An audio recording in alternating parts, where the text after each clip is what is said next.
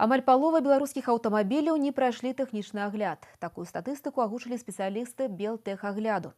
Заплаціць штраф для вадзіцеляў оказывается намного танней, чым дарожны збор. І пакуль дэпутаты абмяркоўваюць змяненне механізму спагнання дзяржпошліны, інспектары ДАІ на вуліцах Віцебска праверылі ў аўтааматараў праходжанне тэхагляду, а разам з тым і наяўнасці зімовай гумы.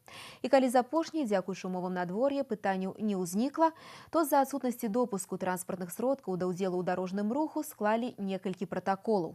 Наш корэспандэнт Вольга Шмаргун выслухала апраўданні вадзіцеляў. Пагоня, які дэтэктыўны сюжэт абыходзіцца без яе. Рэйд інспектараў ДАІ пачаўся з пагоні за аўтамабілістам, які праігнараваў патрабаванне спыніцца. Доўга праследаваць у цэнтры горада не сталі, але нумар машыны зафіксавалі. Яшчэ адзін прэтэндэнт на штраф – вадзіцель аўтамабіля з салодкім грузам. Накладныя ў парадку, медыцынскі перадрэйсавы агляд пройдзены, а вось тэхагляду ў машыны, што належыць прыватнай фірме, няма.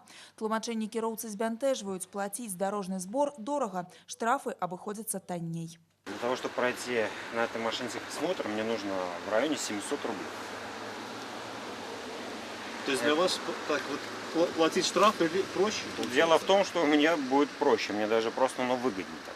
У меня все работает, ручник, все горит, все мигает. Поэтому я же за машиной слежу сам, я же на ней езжу. Пры гэтым інспектары ДАІ протакол за адсутнасць тэхагляду на парушальніка складаюць трэці раз за год. Цяпер яму свеціць штраф да 1150 рублёў.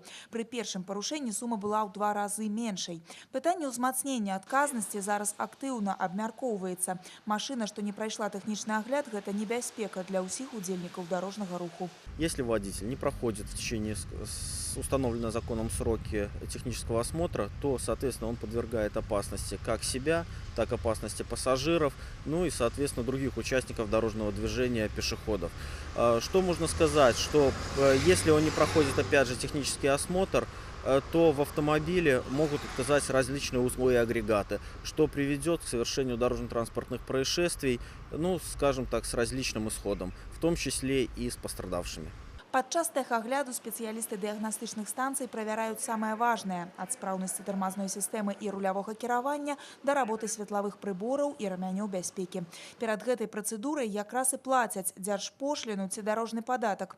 Увялі збор у 2014-м. Сума залежыць ад масы аўтамабіля і яна солідная. Таму многія аўтамабілісты сталі ігнараваць тэхагляд. Наблюдается тенденция снижения прохождения государственного технического осмотра. С 2014 года каждый год мы снижаемся от 8 до 10%. Этот год не стал исключением. На сегодняшний день в Витебской области 33 диагностические станции, 35 диагностических линий.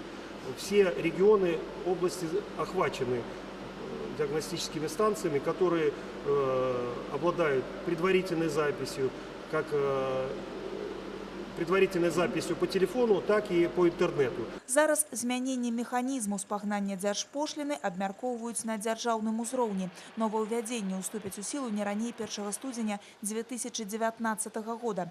Мяркуецца, што дарожны падатак стане больш гнуткім, не будзе звязаны з тэхаглядам, а плаціць яго дазволяць часткамі за фактычнае карыстанне дарожнай сеткай. Вольга Шмаргун, Дмітрый Котаў, Сергей Котаў, навіны Віцебск.